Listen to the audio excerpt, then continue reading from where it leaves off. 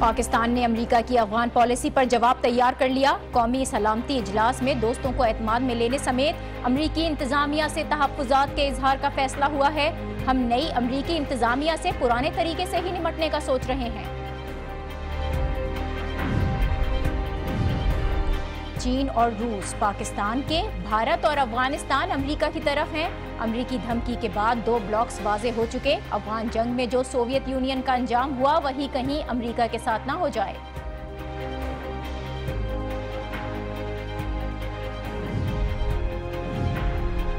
पहले peoples party Khyber Pakhtunkhwa गई, अब पीटीआई सिंध आ रही है।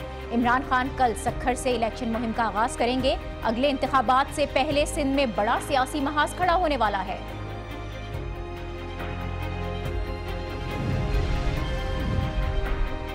और कराची में बढ़ते स्ट्रीट क्राइम पुलिस की कारकर्दगी पर सवाल उठा रहे हैं।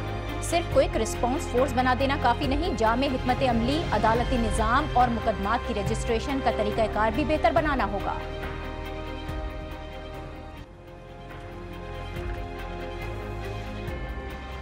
अस्सलाम वालेकुम, आप देख रहे हैं न्यूज़ और विद नाजिया और मैं हूं नाजिया आशर। अमेरिका की अफगान पॉलिसी के ऐलान और पाकिस्तान को डोनाल्ड ट्रंप की धमकियों के बाद से ही मुल्क में काफी टेंशन है।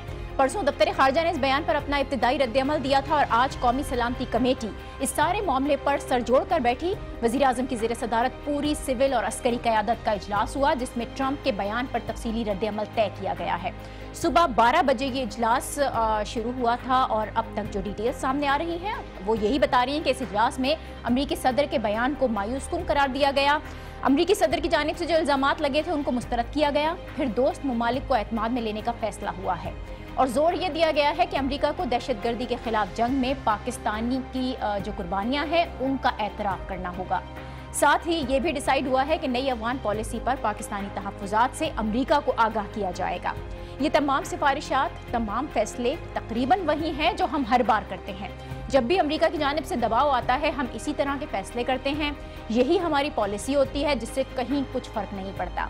हम माजी में कई बार ये सब कुछ पहले भी देख चुके हैं और अब एक बार फिर वही सब करने का फैसला हुआ है। लेकिन इस बार पाकिस्तान की पोजीशन इस हिसाब से बेहतर है कि चीन और रूस मुसलसल पाकिस्तान की हिमायत में बोल रहे हैं। 3 दिन में चीन का पाकिस्तान की हिमायत में दूसरा बयान आया है। परसों के बयान में उनका रवैया काफ़ी मोहतात था, लेकिन आज साफ साफ अमेरिका को तंबीह की गई है कि वो पाकिस्तान की सालमियत का एहतराम करे। इसी तरह रूस ने दहशतगर्दी के खिलाफ पाकिस्तानी कुर्बानियों के एतराफ़ पर जोर दिया और ख़बरदार किया कि पाकिस्तान पर दबाव बढ़ाने से खित्ते की सूरत हाल मज़ीद बिगड़ सकती है। यानी ये तो साफ है कि मौजूदा हालात में रूस और चीन पाकिस्तान के साथ खड़े हैं, जबकि अमेरिका को भारत और अफगानिस्तान की हिमायत हासिल है। तो वाज़े 2 ब्लॉक्स नज़र आ रहे हैं जो कि सर्द जंग की याद भी ताज़ा कर रहे हैं। ऐसे हालात में मौलाना समीउल हक का कल का बयान बहुत ही अहम है, जिसमें उन्होंने बहुत वाज़े लफ्ज़ों में कहा कि पाक फ़ौज हक्कानी नेटवर्क के खिलाफ किसी सूरत कार्रवाई नहीं करेगी। अब ये बयान उन्होंने किस हैसियत में दिया इसकी वजाहत फ़िलहाल अभी बाकी है, लेकिन पाकिस्तान इस बार अमेरिका का हर हुक्म मानने के मूड में भी नज़र नहीं आता और फिर जो कुछ तय किया गया है उसका रिजल्ट हम क्या देखेंगे, इसी पर हम बात करेंगे। हमारे नुमाइंदा खुसूसी नासिर काज़मी हमारे साथ हैं। इसके अलावा दिफाई तजिया का senator general retired Abdul Qayyum भी हमें ज्वाइन करेंगे। सबसे पहले नासिर, मैं आपकी तरफ आती हूँ।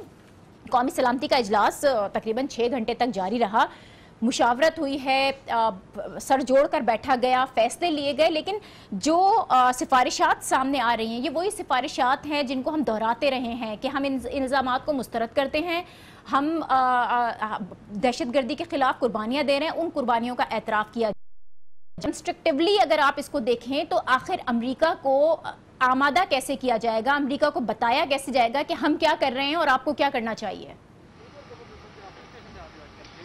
नाजिया, आपने अपने इंट्रो में बहुत ज़बरदस्त बात की कि ये पहली दफ़ा ऐसा नहीं हुआ कि ये इस तरह के इजलास हम देख रहे हों। इससे पहले पार्लियामेंट के अंदर करारदादें भी पास हुई और बहुत शोर शराबा भी हुआ। ये इजलास कई दफ़ा मुनक्किद हुए, लेकिन रिजल्ट लेस ये इजलास साबित होते रहे हैं। हमेशा سوائے ایک ریٹرکس کے علاوہ اور کوئی کسی قسم کی چیز سامنے نہیں آتی رہی. لیکن اس دفعہ ایک چیز بہت واضح ہے. اگر ہم ماضی کے اجلاسوں کا ذکر کرتے ہیں تو یقینی طور پر وہ اجلاس جب جنرل مشرف کی حکومت تھی یہاں پر اور کی جانب سے اس طرح کے مطالبات سامنے آتے تھے تو وہ ڈو مور کا مطالبہ اس دور میں بہت زیادہ تھا. یقیناً امریکن پریزنس جو تھی افغانستان کے اندر اس وقت سچویشن کچھ اور تھی, لیکن اب سچویشن کچھ اور ہے. اور جو ڈو مور کا مطالبہ اس دفعہ امریکہ کی جانب سے بہت عرصے بعد سامنے آیا ہے, اس کے اوپر خاصی ڈسکشن ہوئی آج کے اجلاس میں. گویا کہ کوئی نئی چیز سامنے نہیں آئی. آج بھی وہی بریفنگ دی گئی وزیر اعظم کو کہ ہم نے اب تک یہ آپریشن کیے ہیں, اتنی کامیابیاں ہمارے سامنے آئی ہیں. اور سفارتی سطح پر جو فارن منسٹری آفیشلز تھے انہوں نے بھی پرائم منسٹر کو اپنی بریفنگ میں یہی بتایا ہے کہ ہم اس معاملے کو ڈپلومیٹک سطح پر اٹھا رہے ہیں. لیکن جیسے آپ نے ذکر کیا کہ اس دفعہ کوئی پراپر طریقہ کار طے پایا ہے کہ اس سطح پر اس مسئلے کو اٹھایا جائے گا اور اس کا یہ طریقہ کار ہوگا, پروسیس ڈیفائن کیا گیا ہے؟ بہت کنفیوژن یہ چیز ہے کہ پاکستان کی جانب سے سفارتی سطح پر معاملے کو اٹھائے جانے کا کہا جا رہا ہے اور یہ بھی بات سامنے آ رہی ہے کہ دوست ممالک کو اعتماد میں لیا جائے گا. اب دوست ممالک میں پاکستان کے نیبرز میں اگر آپ نظر دوڑائیں تو شاید ہی ایسا لگے سوائے چین کے علاوہ کہ جو پاکستان کے اس سٹانس کے اوپر ان کے ساتھ ہو. سے بھی پاکستان کے حق میں جو سٹیٹمنٹس آ رہی ہیں وہ اپنی جگہ پر ہیں, لیکن فارن افیئرز منسٹری کی جانب سے اب تک کوئی ایسی چیز سامنے نہیں آئی جس پر ہم یہ کہہ سکیں کہ پاکستان جو امریکہ کی جانب سے مسلسل پاکستان کو تنقید کا نشانہ بنایا جاتا رہا ہے. اور ماضی میں بھی یہ الزام پہلی دفعہ نہیں لگا کہ جو ملیٹنٹ ہائیڈ آؤٹس ہیں پاکستان کے اندر وہ یہاں پر موجود ہیں اور پناہ گاہیں موجود ہیں اور ملیٹنٹس یہاں سے آپریٹ کر رہے ہیں. لیکن آج کے اجلاس میں جو تھوڑی ڈیفرنٹ چیز تھی وہ یہ تھی کہ افغانستان کے حوالے سے خاصی لمبی بات ہوئی. پرائم منسٹر کو یہ بتایا گیا کہ اگر ہم سفارتی سطح پر یہ بات کرتے ہیں تو سب سے پہلا جو نقطہ ہونا چاہیے وہ یہی ہے کہ افغانستان کے اندر جب تک پیس پروسیس نہیں چل سکتا پاکستان کے اندر سٹیبلٹی آنا بھی مشکل ہے. اور کیونکہ نیبر کنٹری ہے وہاں سے ملیٹنٹس کا انفلکس ہے, وہ واردات کرتے ہیں اور پاکستان کے اندر آ جاتے ہیں. یہ وہ تمام چیزیں تھیں جس کے اوپر ملٹری نے بھی اپنا جو موقف پیش کیا اور سویلین قیادت کی جانب سے بھی تمام چیزیں سامنے رکھی گئی ہیں. اب دیکھنا یہ ہوگا کہ کس طرح پاکستان اپنا موقف جو ہے وہ عالمی دنیا کے سامنے رکھتا ہے. بہت شکریہ. ناصر کاظمی ہمارے ہمراہ تھے. اور قومی سلامتی کا اجلاس جو فیصلے لیے گئے, جو مشاورت کے بعد سفارشات سامنے آئی ہیں اس سے ہمیں آگاہ کر رہے تھے. بظاہر تو کوئی نئی سفارش اس میں نظر نہیں آتی, لیکن اس پر ہم بات کرتے ہیں. Senator general retired Abdul Qayyum Siddiqui صاحب نے ہمیں جوائن کیا ہے. بہت شکریہ قیوم صاحب آپ کا. قومی سلامتی کمیٹی کا اجلاس ہو گیا ہے, امریکہ ایگریسو ہو رہا ہے, پاکستان کو دھمکیاں دی جا رہی ہیں. اب ساری قیادت بیٹھی ہے کہ کوئی حل نکالا جائے اور جو کچھ ہوا, جو سفارشات آئی ہیں وہ بھی آپ نے سن لی ہیں. موجودہ صورتحال میں کتنا اہم ہے یہ اجلاس؟ کہ ادروائز امریکہ تو آپ کو پتا ہے نا کہ ڈو مور کی رٹ تو بڑے عرصے سے ہے, لیکن ابھی اس جو انہوں نے پالیسی کا اعلان کیا ہے اس کے اندر ایک تھریٹ بھی شامل ہے, ان اے سینس کہ آپ do it and do it immediately وغیرہ وغیرہ. تو اس پہ ہم یہ سمجھتے ہیں کہ جو پریزیڈنٹ ہیں نئے ان کو بہت سی چیزوں کا میرے خیال میں بتایا بھی نہیں گیا, یعنی ان کو یہ ہائی لائٹ کیا گیا کہ ادروائز ان کی پالیسی یہ تھی کہ ہم جو ہیں وہ کسی ملک میں فوجیں بھیجنے کے نہیں, ہمیں انورڈ لک کرنا ہے اور افغانستان کو اپنے یہ امریکہ کو ٹھیک کرنا ہے. لیکن ابھی فوری طور پہ ٹروپ بھیجنے کی بات اس لیے آئی کہ پہلے تو ان کو بریف کیا ان کی ویکنس دیکھنے کے ساتھ کہ سر یہاں تو ٹریلینز آف ڈالر کی منرلز ہیں, تو اس کے اوپر ہی واز سولڈ.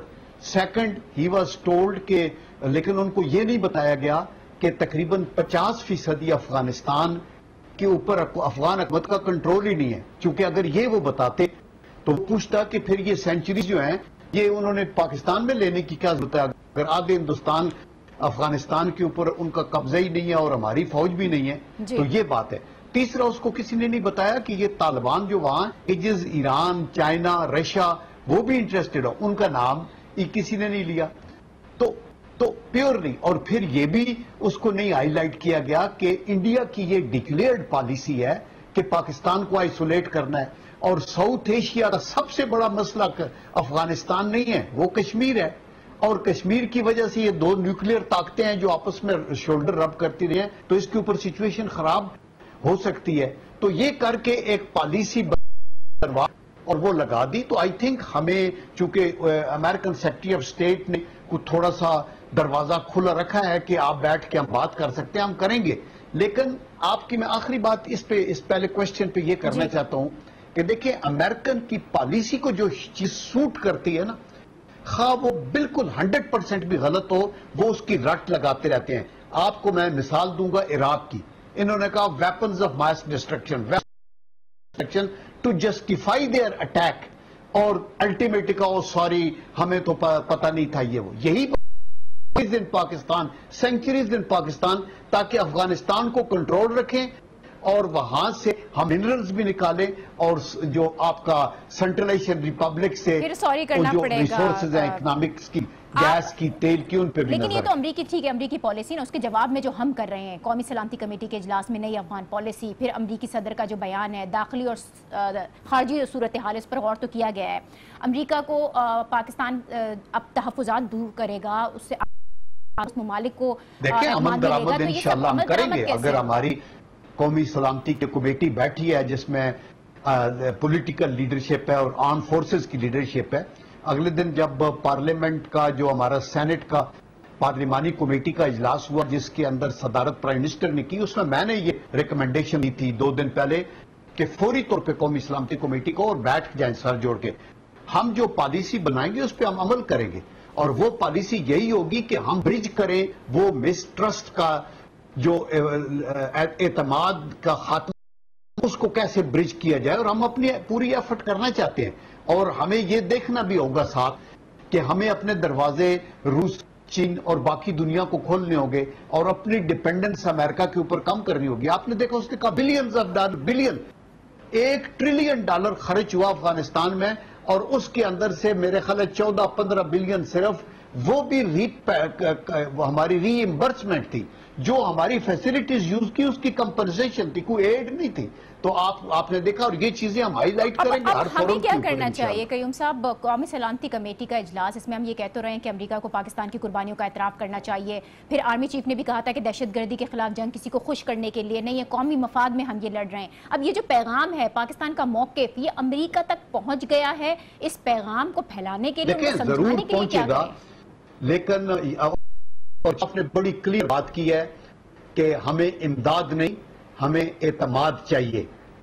بیسیکلی ان کا وہ اعتماد نہیں ہے، اور وہ اس لیے نہیں کہ پاکستان آگے نہیں آ رہا، اس کی تو انہوں نے ریکگنیشن کیا کہ ہم نے قربانیاں دی ہیں، لیکن کوئی ذکر نہیں کیا کہ سوویت یونین کے خلاف پاکستان جب فرنٹ لائن کیا تھی.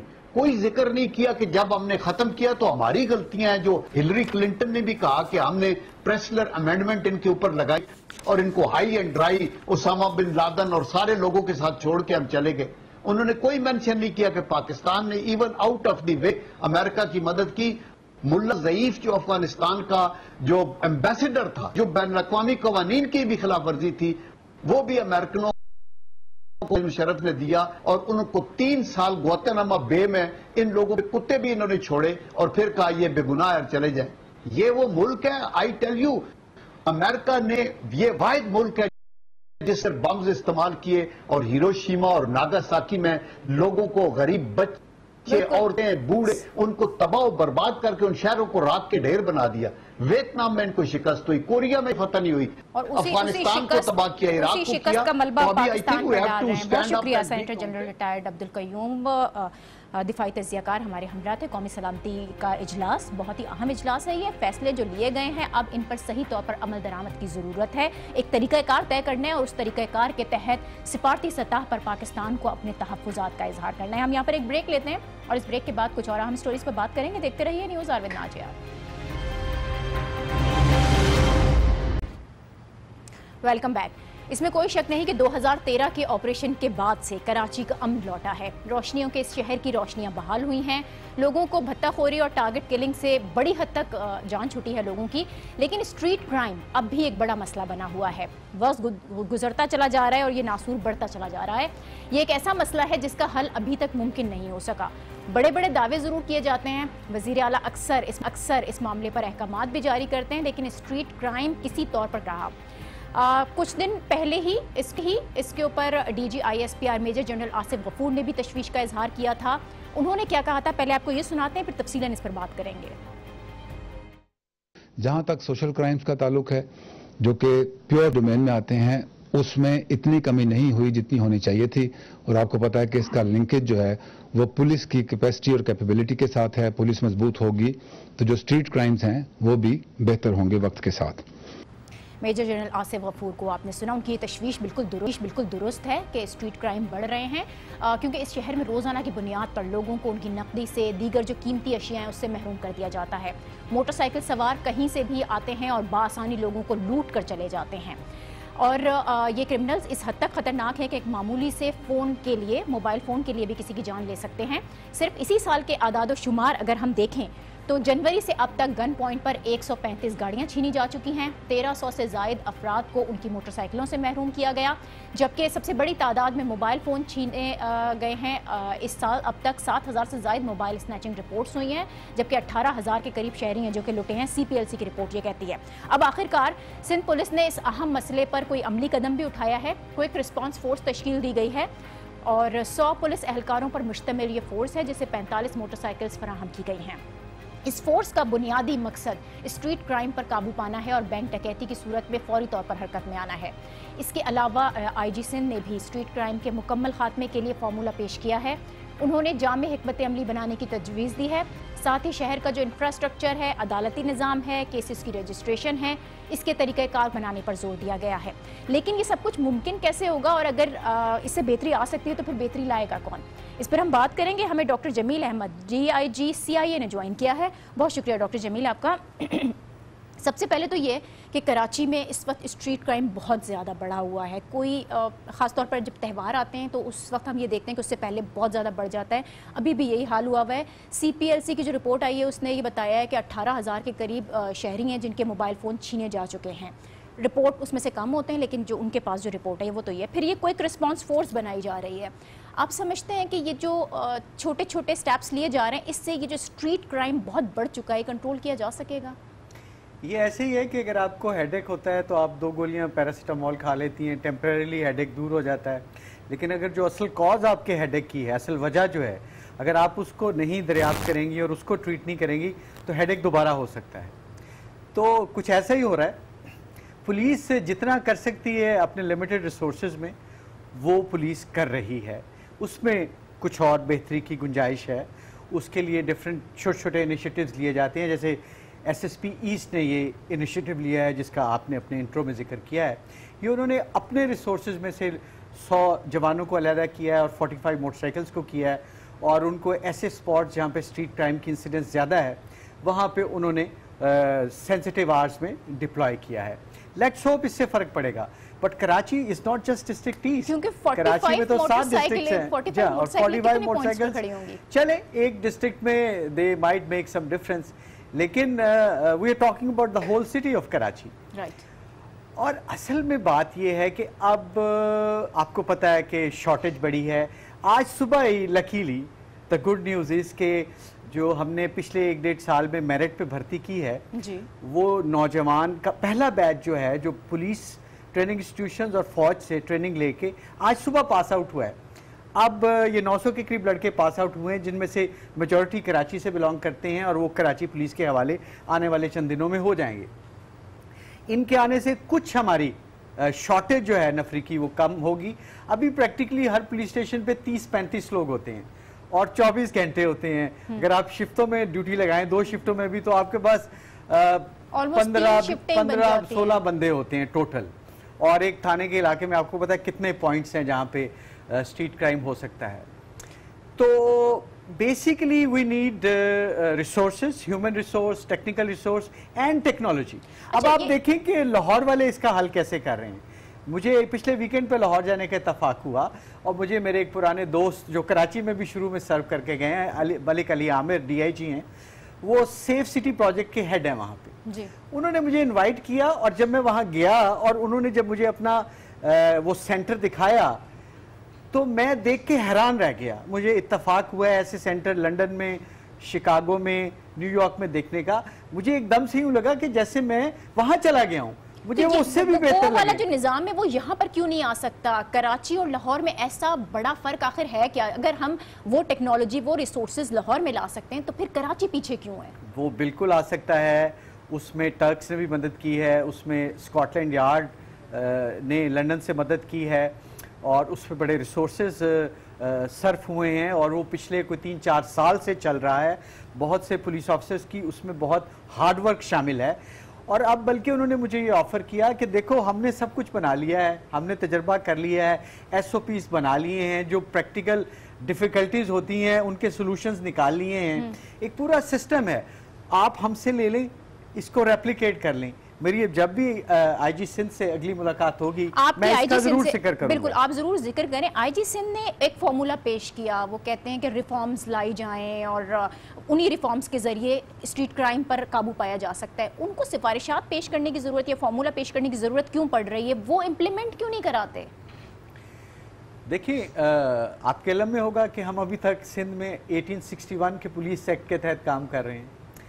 وہ 19ویں صدی تھی، 21ویں صدی ہے، سب کچھ بدل گیا ہے. لیکن ہم 21ویں صدی میں داخل ہونا نہیں چاہ رہے ہیں. پولیس لا کے حساب سے ہم ابھی تک نہیں ہوئے. ہم کچھ دیر کے لیے ہوئے تھے جب مشرف صاحب کا وہ آرڈر، پولیس آرڈر آیا تھا 2002 کا، تو وہ پھر میرا خیال ہے کہ 4-5 سال پہلے اس کو پھر شیلف کر دیا گیا اور اس کو فار دا ٹائم بینگ دوبارہ انووک کر دیا گیا. اب ایک کمیٹی بنی ہوئی ہے جو اس پہ کام کر رہی ہے، بٹ لیٹس سی کب وہ نیا پولیس ایکٹ آئے گا اور وہ پھر کس طرح کا ہوگا. We need some big initiatives quick اور ارجنٹلی. تو یہ جو آپ کو ارجنٹ انیشیٹیوز کی ضرورت ہے، یہ اس کو طے کون کرے گا؟ کیا حکومت سندھ کی جانب سے آپ کو بھرپور سپورٹ حاصل ہے؟ وہاں سے انیشیٹیوز لیے جائیں گے، پھر جو پولیس ڈپارٹمنٹ ہے وہ پریکٹیکلی اس پر کام شروع کرے گا؟ دیکھیں حکومت نے تو محکمے کی پچھلے 2-3 سال میں کافی مدد کی ہے. یہ جو میرٹ پہ جو ہم نیشنل ٹیسٹنگ سروس کے تھرو کانسٹیبلز بھرتی کر رہے ہیں، یہ ایک بہت بڑا انیشیٹو ہے. پھر کراچی کے پولیس اسٹیشنز میں رپورٹنگ سینٹرز بنائے گئے ہیں، اس کے لیے انہوں نے ریسورسز دیے ہیں. لیکن we need more. Karachi is a mega city. Karachi کے پرابلمز بڑے کمپلیکس ہیں. ہمیں بالکل لاہور کی طرح کا command control and coordination centre چاہیے، جس میں ایک ہال میں بیٹھے ہوئے آپ کو پورا شہر نظر آ رہا ہے.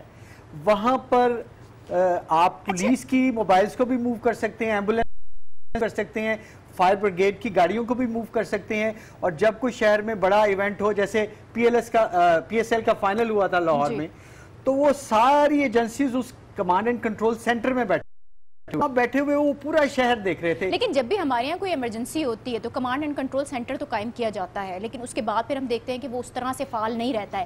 اب ہمارے پاس بینکوں میں ڈکیتیاں تو ہو جاتی ہیں یا اسٹریٹ کرائمز تو بہت زیادہ ہو رہے ہیں، اس کے بعد کی فوٹیج ضرور آ جاتی ہے CCTV کیمرے کے ذریعے، اس کو اس وقت کنٹرول کرنے والا کوئی نہیں ہوتا.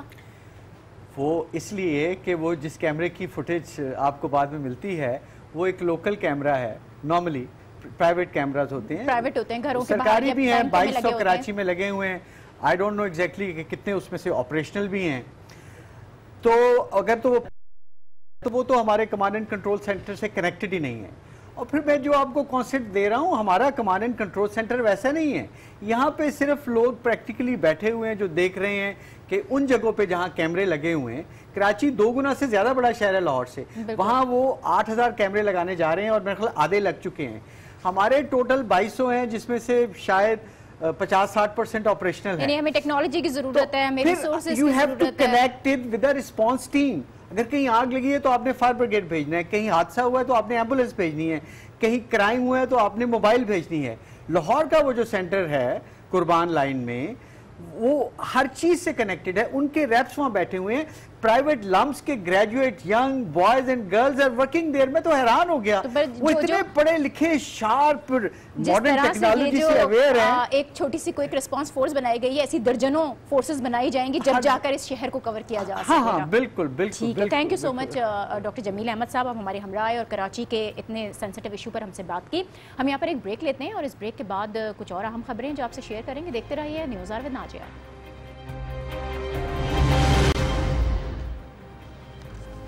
Welcome back. ایسے وقت میں کہ جب سیاسی اور عسکری قیادت امریکی دھمکیوں کے بعد سر جوڑ کر بیٹھی ہے, بیرونی چیلنجز سے نمٹنے کے لیے حکمت عملی کو تشکیل دیا جا رہا ہے. ایسے حالات میں ملک میں سیاسی عدم استحکام بڑھتا دکھائی دے رہا ہے. سیاسی جماعتوں میں جو ایک خلیج ہے وہ بڑھتی چلی جا رہی ہے. پہلے صرف نون لیگ اور اپوزیشن جماعتیں آمنے سامنے تھیں, لیکن اب پی ٹی آئی اور پیپلز پارٹی ایک دوسرے کے مد مقابل آ رہی ہیں. کچھ ہی دن پہلے بلاول بھٹو زرداری نے خیبر پختونخوا کا دورہ کیا, بڑے بڑے جلسے کیے گئے, مانسہرہ گئے, چترال میں خطاب کیا اور پی ٹی آئی پر کھل کر تنقید کی. وہ کیا کہہ رہے تھے ذرا سنیے. خیبر پختونخوا کے ٹھیکوں سے عمران خان کا کچن اور ترین کا جہاز چل رہا ہے. سنو چاچا سنو, 2018 میرا پہلا الیکشن اور آپ کا آخری الیکشن ہوگا. بلاول بھٹو زرداری نے یہ تمام باتیں 5 اگست کو اپنے جلسے میں کہیں, اور اب اس جلسے کے تقریباً 2 ہفتے کے بعد عمران خان سندھ آ رہے ہیں. پی ٹی آئی کل سکھر میں جلسہ کرنے جا رہی ہے اور انہوں نے اس جلسے سے پہلے ہی اس کا اعلان کیا ہے کہ ان کا اگلا ہدف اب سندھ حکومت بننے والی ہے. اور میں اب سندھ آؤں گا اور 25 کو جو اپنی کیمپین شروع کریں گے ہم سندھ کے لوگوں کے لیے. اس کا مقصد یہ ہے کہ سندھ کے لوگوں کو بتائیں کہ ان کے حالات ہیں کیا اور یہ ٹھیک کیسے ہو سکتے ہیں. لیکن صرف پی ٹی آئی ہی سندھ میں متحرک نہیں ہونے جا رہی. اس بار نون لیگ کا بھی سندھ پر پورا فوکس ہے. سندھ کی اہم شخصیت محمد خان جنیجو کے بیٹے اسد جنیجو نے آج نون لیگ جوائن کی. وہ آج نواز شریف سے ملے ہیں اور اس ملاقات میں میاں صاحب نے بھی جلد سندھ آنے کا اعلان کیا ہے. ان تمام تر بیانات سے اب واضح ہے کہ آنے والے انتخابات میں سندھ ایک بڑا محاذ بننے جا رہا ہے. اس معاملے پر ہم کل مزید تفصیلی سیگمنٹ کریں گے. اس کے ساتھ ہی اب مجھے دیجیے اجازت. اللہ حافظ.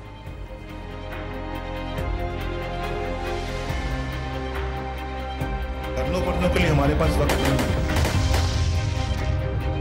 تم جب ڈیمونسٹریشن کرنے جاؤ گے تو مانگو گے کیا؟